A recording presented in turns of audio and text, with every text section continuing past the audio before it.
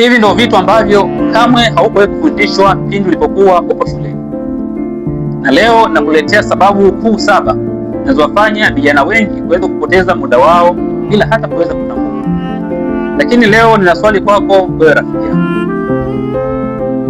Je, hivi katika maisha yako yote umewahi kujiuliza kwamba ni kwa nini kuna watu wenye umri sawa na wewe waliosoma shule ambazo zinafanana na zako, lakini leo maisha yao yako mbali kabisa kuzidi maisha yako? Wengine wamejenga biashara, wengine wameandika vitabu, wengine wanaongoza taasisi mbalimbali, na wengine bado wanaishi wakisema nitafanya baadaye. Sasa hapa nataka kuuliza kwamba je, tofauti ni akili, bahati, au kuna jambo lingine tofauti na hilo hapo? Kuna mwanafalsafa mmoja wa Roma anayeitwa Seneca aliwahi kusema kwamba si kwamba tuna muda mfupi sana wa kuishi, bali tunapoteza muda mwingi sana katika mambo ambayo kimsingi hayatuletei maendeleo. Hebu fikiria maneno hayo kwa sekunde chache tu. Huenda tatizo si kwamba hauna muda, ila tatizo ni namna unavyotumia muda ulionao. Basi leo nitakushirikisha sababu 7 zinazowafanya vijana wengi wapoteze miaka yao yenye thamani bila hata kutambua kwamba wanapoteza maisha yao hatua kwa hatua. Basi ninakuomba usiondoke kabla ya kusikiliza sababu ya 7, kwa sababu hiyo ndiyo inayowaharibia watu wengi sana ndoto zao kimya kimya, na huenda hata wewe ukawa ni miongoni mwao. Basi karibu kwenye safari ya mafanikio, mahali ambapo hatukupi tu motisha kwa dakika moja, bali tunakujengea hekima ya maisha katika kufanikiwa na katika kujijenga wewe mwenyewe. Karibu. Sababu ya kwanza, unaamini bado una muda mwingi. Kijana akiwa ana miaka 20 mara nyingi husema bado mimi ni mdogo. Akiwa ana miaka 25 anasema bado ninaanza maisha. Akiwa na miaka 30 anasema nitaanza mwaka ujao. Lakini wakati huo miaka inaendelea kupita kimya kimya bila hata yeye mwenyewe kuweza kutambua. Tatizo kubwa sio umri wala kuzeeka, ila tatizo kubwa ni kuahirisha mambo ya msingi yanayopelekea maendeleo yako ya maisha siku zote. Mwandishi mmoja aliyeitwa James Clear katika kitabu chake kinachoitwa Atomic Habits anaeleza kwamba mabadiliko makubwa ya maisha yanajengwa na hatua ndogo zinazojirudia kila siku. Hakuna aliyefanikiwa kwa kuruka hatua, lakini wengi hushindwa kwa kuchelewesha hatua. Hebu jiulize swali hili moja. Ni ndoto gani umeendelea kuiambia kwamba kesho itakutimiza?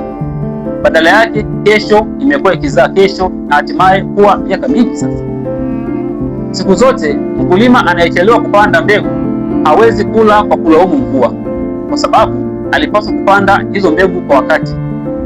Na ndivyo ilivyo kwa ndoto zako. Rafiki yangu mpendwa, usisubiri ujisikie tayari. Mara nyingi kuanza ndio kunakufanya uwe tayari. Leo chukua jambo moja ambalo umekuwa ukiliahirisha. Lianze leo, hata kama ni kwa dakika moja tu, kwa sababu maendeleo huanza kwa hatua moja na si kwa hatua kamili. Sababu ya pili, unaishi kwa kujilinganisha na wengine. Leo unafungua mitandao ya kijamii, unaona mtu amenunua gari, mwingine amefunga ndoa, mwingine amehitimu. Ghafla tu unaanza kuona maisha yako kana kwamba hayana maana wala thamani yoyote. Lakini unasahau kwamba hao watu ambao unawaona leo hadharani wanaonyesha mafanikio yao, lakini si mapambano ambao waliyafanya kimya kimya miaka mingi iliyopita, ambayo wewe kimsingi huyafahamu. Rais wa zamani wa Marekani aliyeitwa Theodore Roosevelt aliwahi kusema kwamba comparison is the thief of joy, akimaanisha kwamba kujilinganisha na wengine ni mwizi wa furaha. Unapoanza kuishi maisha kwa kuangalia watu wengine, unaacha kujenga maisha yako wewe mwenyewe. Hebu jiulize leo swali hili. Je, unatumia muda mwingi kujenga ndoto zako au kutazama mafanikio ya watu wengine? Rafiki yangu, mashindano muhimu zaidi si kati yako wewe na jirani yako, bali ni kati yako wewe wa jana na wewe wa leo. Leo chukua hatua hii. Cha kwanza kabisa, punguza muda wa kujilinganisha maisha yako na watu wengine. Badala yake, tumia muda huo kuboresha uwezo wako kusoma, kujifunza na kuchukua hatua. Sababu ya tatu, unatumia muda mwingi kwenye mambo yasiyokuongezea thamani. Hebu fikiria hili. Ukikaa masaa matatu kila siku ukitazama video ambazo hazikufundishi chochote, mwisho wa mwaka utajikuta umetumia si zaidi ya masaa 1000.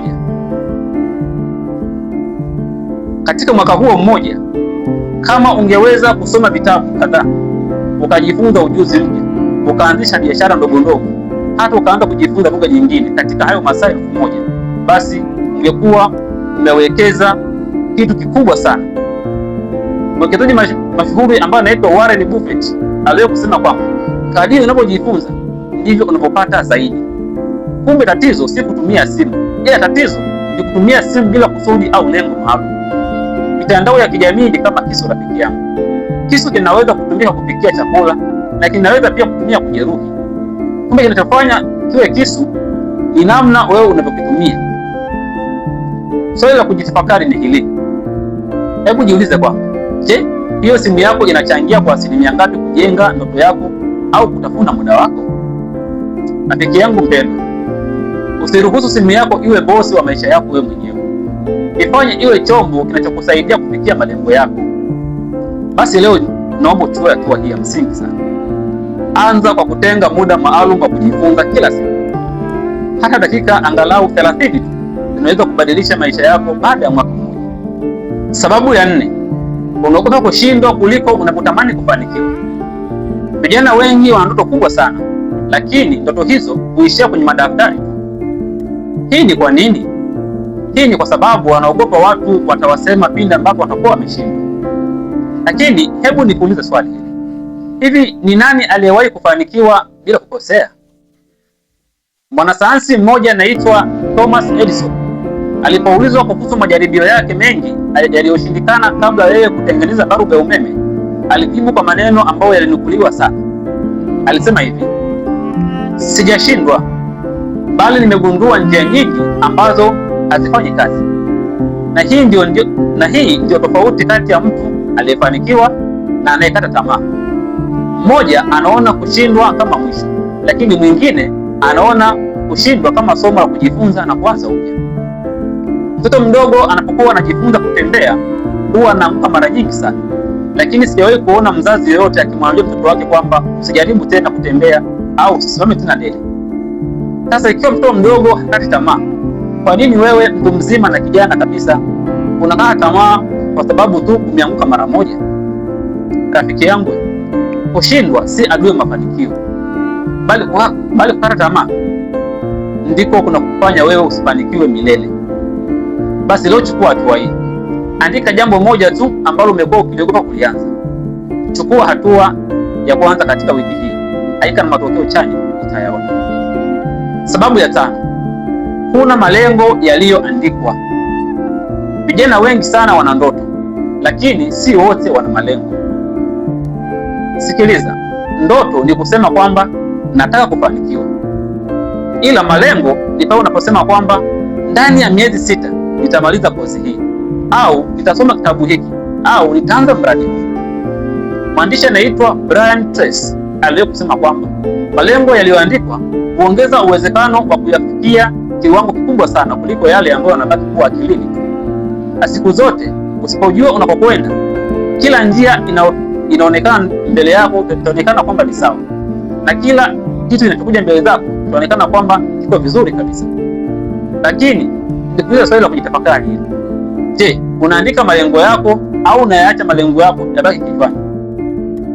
Rafiki yangu, malengo yasiyoandikwa mara nyingi huwa yanabaki kuwa matamanio tu siku zote. Yaani utabakia kula kwa macho tu. Basi leo chukua hatua hii. Chukua daftari na kalamu. Kisha andika malengo 3 tu ambayo unataka kuyafikia ndani ya miezi 12 ijayo. Sababu ya 6, unaogopa kujifunza mambo mapya. Rafiki yangu, dunia ya siku hizi inabadilika sana. Kila siku teknolojia inabadilika, ajira zinabadilika, biashara zinabadilika. Lakini kuna watu bado wanaamini kitu ambacho walijifunza miaka 5 iliyopita kwamba kitawatosha katika maisha ya baadaye. Mwanasiasa na kiongozi wa Afrika Kusini anaitwa Nelson Mandela aliwahi kusema kwamba elimu ndio silaha yenye nguvu zaidi unayoweza kuitumia kubadilisha maisha au kubadili dunia kabisa. Lakini elimu huwa haishi darasani tu, bali kila siku ni darasa jipya, kila changamoto ni somo jipya. Rafiki yangu mpendwa, ukiacha kujifunza siku zote, ukiacha kujifunza unaanza kubaki nyuma, hata kama bado unaendelea mbele kwa miguu yako. Basi leo chukua hatua hii, jifunze ujuzi mmoja mpya mwaka huu. Unaweza kushangaza jinsi ambavyo utabadilisha maisha yako siku zote, na watu watajiuliza na kujifunza kutoka kwako. Sababu ya 7, unaishi bila kusudi. I say hii ndio sababu kubwa kuliko zote ambazo wengi wanazikosea sana. Siku zote unaamka, unaenda kazini au chuoni, unarudi nyumbani, unalala, na kesho unarudia tena mzunguko huo bila kukoma. Lakini haujawahi kujiuliza kwamba hivi, kwa nini nipo duniani?